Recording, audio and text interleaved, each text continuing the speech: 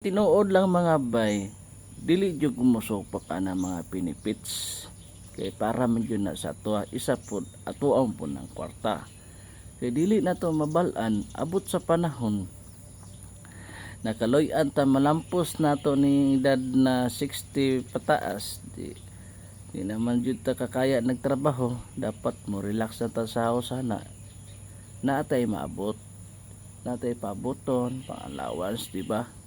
Lisod kay nang wala kay mga benefits sa imo mga is PhilHealth at saka pag-ibig, kay maglisod jud ka na bay na katong gusto mo kuan, pwede pod ka nang wala nag-work, personal lang yung payment dito kung naay extra ninyo.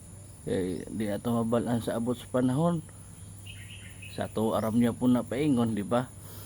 Kaya nakakuan ko ana sa unang panahon, wa bi na iusod nga ano mga is luoy tong uban ba kana di mapensyon ana ba no